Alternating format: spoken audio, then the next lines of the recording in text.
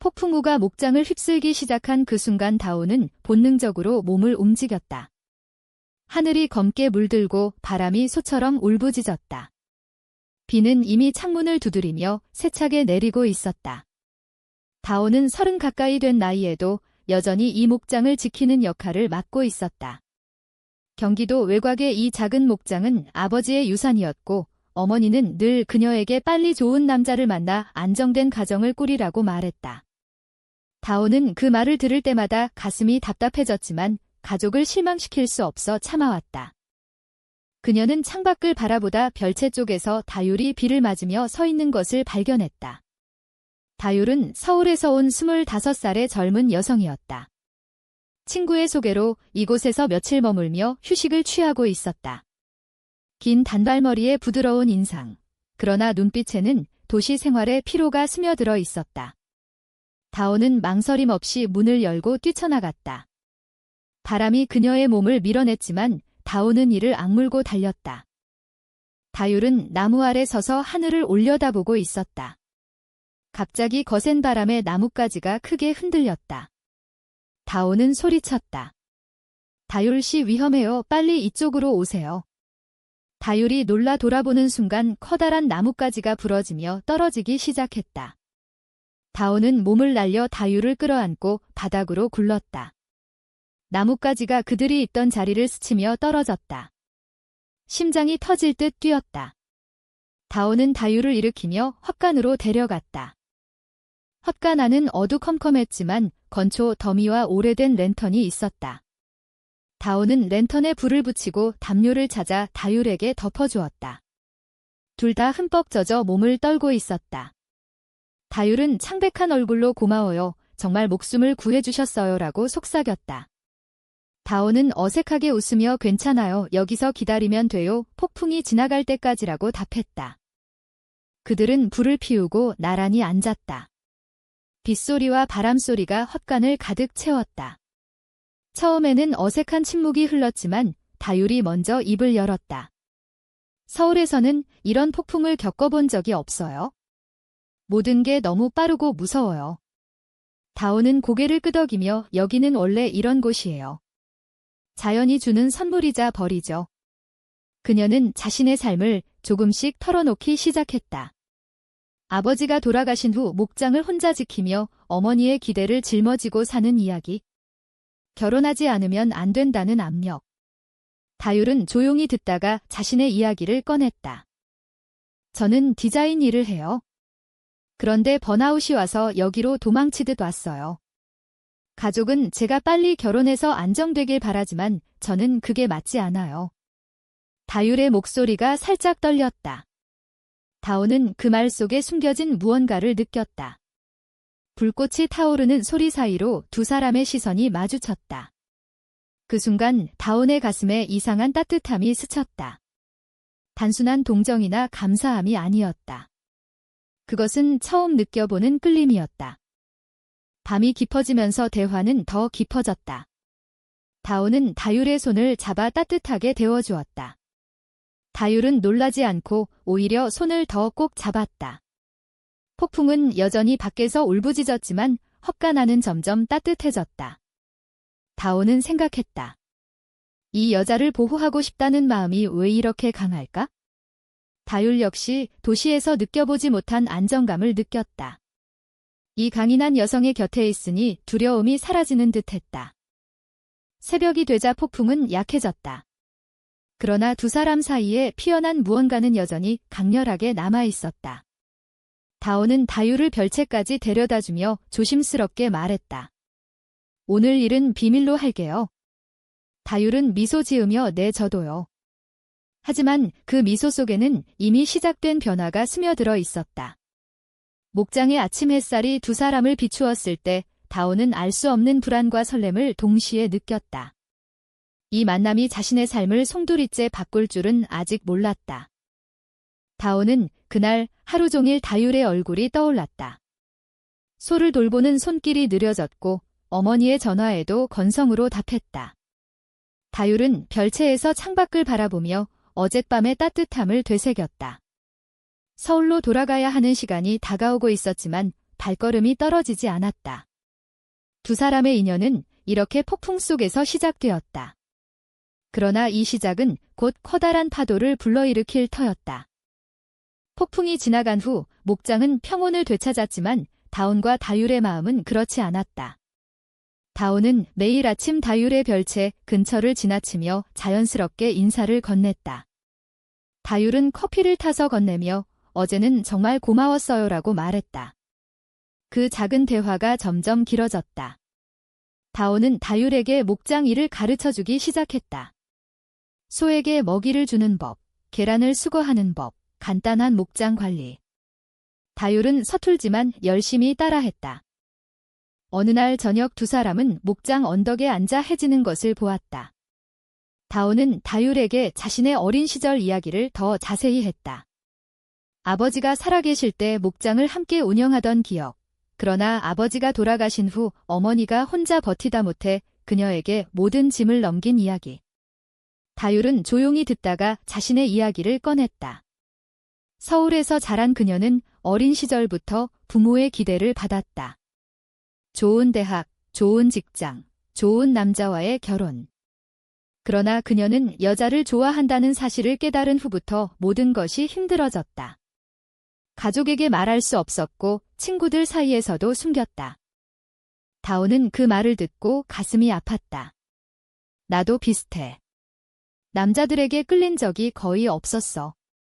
그런데 가족은 그걸 이해하지 못할 거야. 두 사람은 서로의 손을 잡았다. 그 접촉은 점점 자연스러워졌다. 다온은 다율의 머리를 쓰다듬으며 내가 여기 있어서 다행이라고 속으로 생각했다. 다율은 다온의 어깨에 기대며 이곳이 내 안식처 같아요라고 말했다. 그들의 관계는 서서히 깊어졌다. 낮에는 목장 일을 함께하고 밤에는 별채나 헛간에서 이야기를 나누었다. 다온은 다율에게 도시 이야기를 듣는 것이 즐거웠다. 다율은 다온의 강인함과 따뜻함에 점점 빠져들었다. 그러나 불안도 함께 커졌다. 다온은 어머니가 소개하는 남자들과의 만남을 피할 수 없었다. 어머니는 전화로 늘 같은 말을 했다. 이제 나이도 있는데 언제까지 혼자 있을 거니? 다온은 그 말을 들을 때마다 다율의 얼굴이 떠올라 죄책감을 느꼈다. 다율 역시 서울로 돌아가야 하는 날이 다가왔다. 그녀는 다온에게 솔직하게 말했다. 여기서 더 머물고 싶지만 현실이 기다리고 있어요. 다온은 가슴이 아팠지만 이해한다고 했다. 그러나 마지막 밤 두 사람은 서로를 꼭 끌어안았다. 다온은 다율의 귀에 속삭였다. 돌아와도 돼 언제든. 다율은 눈물을 글썽이며 고개를 끄덕였다.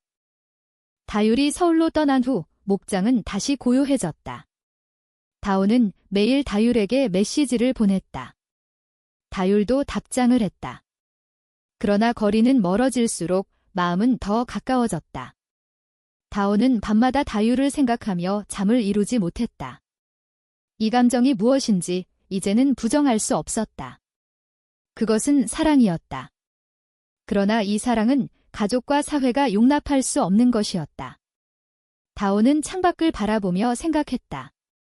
만약 이 감정을 포기해야 한다면 나는 어떻게 살아갈까? 다율 역시 서울의 일상 속에서 다온을 그리워했다. 회사 동료들은 그녀에게 소개팅을 권했지만 다율은 모두 거절했다. 그녀의 마음은 이미 경기도의 그 목장에 남아 있었다. 두 사람의 관계는 그렇게 비밀스럽게 이어졌다. 그러나 비밀은 언제나 드러날 위험이 있었다. 다율이 다시 목장을 찾은 것은 한 달 후였다. 이번에는 더 긴 휴가를 내고 왔다. 다온은 기뻐하면서도 불안했다. 어머니가 다율의 존재를 이상하게 여기기 시작했기 때문이다. 어머니는 다온에게 물었다. 그 서울 아가씨 또 왔니? 왜 자주 오는 거야? 다온은 친구라고 둘러댔지만 어머니의 눈빛은 의심스러웠다. 두 사람은 낮에는 조심스럽게 행동하고 밤에는 헛간이나 별채에서 시간을 보냈다. 다온은 다율에게 키스했다. 처음으로. 다율은 놀라면서도 받아들였다. 그 후로 두 사람의 감정은 더 강렬해졌다. 그러나 행복한 순간만큼 고통도 커졌다. 다오는 가족 모임에서 사촌들이 결혼 소식을 전할 때마다 압박을 느꼈다. 어머니는 다온에게 구체적인 소개팅을 주선하기 시작했다. 다율은 자신의 과거를 더 자세히 털어놓았다. 대학 시절 여자친구가 있었지만 가족이 알게 된 후 강제로 헤어지게 했다. 그 후로 그녀는 사랑을 포기하려 했지만 다온을 만나 모든 것이 변했다. 다온은 다율을 안으며 이제는 괜찮아 내가 지켜줄게라고 말했다. 그러나 그 말은 스스로에게 하는 위로이기도 했다. 문제는 점점 커졌다. 다온의 오랜 친구가 목장을 방문했다. 그 친구는 두 사람의 이상한 분위기를 눈치채고 다온에게 물었다. 너 다율이랑 무슨 사이야? 다온은 부정했지만 친구는 믿지 않았다. 며칠 후 그 친구는 다온의 어머니에게 은근히 말을 흘렸다. 다온은 어머니로부터 심한 질책을 받았다. 너 미쳤니? 그런 이상한 생각을 하다니. 가족을 생각해야지. 다온은 충격을 받았다. 다율에게는 말하지 않았지만 마음이 무거웠다. 다율은 다온의 변화된 태도를 느끼고 물었다. 무슨 일 있어요? 다온은 결국 사실을 말했다. 다율은 눈물을 흘리며 미안해요. 내가 여기 와서 모든 걸 망쳤어요라고 말했다. 두 사람은 처음으로 크게 다퉜다. 다온은 화를 내며 내가 왜 미안해? 내 잘못이 아니야. 그러나 속으로는 가족을 배신하는 죄책감이 그녀를 괴롭혔다. 사회적 시선도 다가왔다. 마을 사람들이 수군거리기 시작했다. 두 여자가 너무 친하다고. 다온은 목장 일을 하면서도 불안에 떨었다. 다율은 서울로 돌아가야 할지 고민했다. 그러나 서로를 놓을 수 없었다. 이 사랑은 이제 단순한 감정이 아니었다. 그것은 두 사람의 삶 전체를 걸어야 할 선택이었다. 다온은 밤하늘을 보며 생각했다. 이 길을 계속 가면 어떤 대가를 치르게 될까? 고비는 갑자기 찾아왔다. 다온의 어머니가 다율의 별채를 불쑥 찾아갔다. 문을 열자 두 사람이 손을 잡고 있는 모습이 보였다. 어머니는 소리를 지르며 집으로 돌아갔다. 그날 저녁 가족 회의가 열렸다. 아버지 사진 앞에서 어머니는 울면서 말했다. 내가 어떻게 이런 짓을 할 수 있니? 목장을 물려받을 사람이 이런 추잡한 짓을 하다니. 다온은 변명하지 않았다. 그녀는 차분하게 말했다. 저는 다율을 사랑해요. 어머니는 충격으로 쓰러질 뻔했다. 사촌들과 친척들이 소식을 듣고 몰려왔다. 모두가 다온을 비난했다. 너 때문에 가문이 망신당한다. 다율은 별채에서 짐을 싸며 떠나려 했다. 다온은 그녀를 붙잡았다.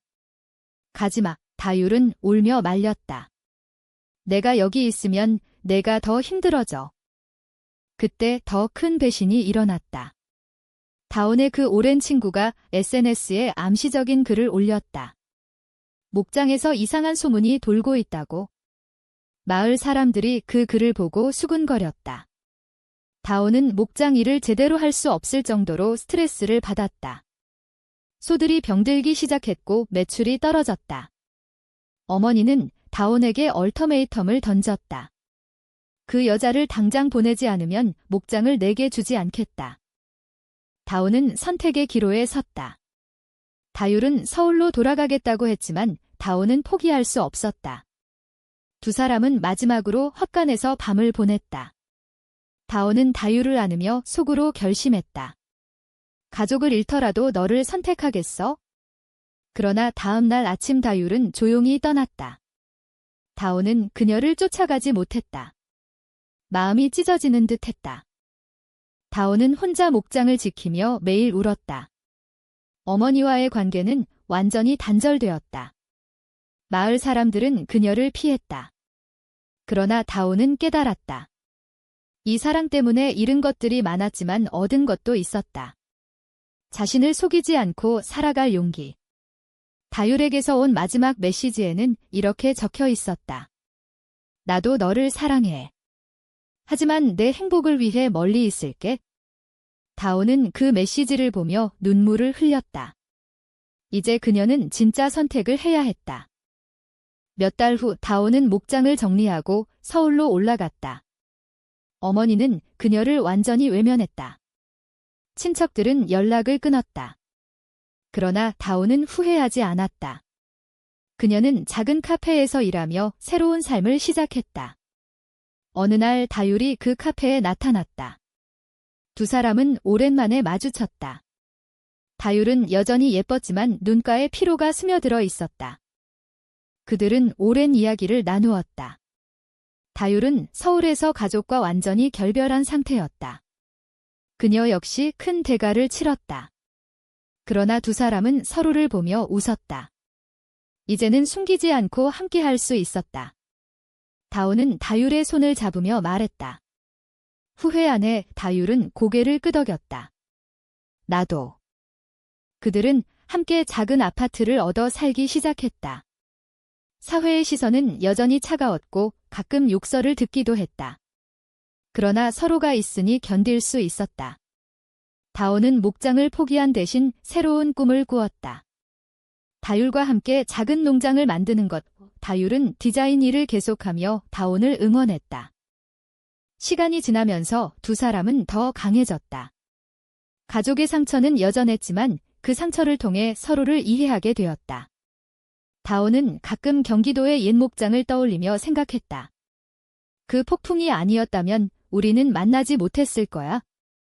이제 그들은 새로운 폭풍을 함께 맞이할 준비가 되어 있었다. 사랑은 언제나 대가를 요구하지만 그 대가만큼 값진 것을 준다. 그러나 진정한 질문은 남아있다. 가족과 사회의 기대를 저버리고 자신의 사랑을 선택하는 것이 과연 옳은 선택인가? 아니면 잘못된 선택인가?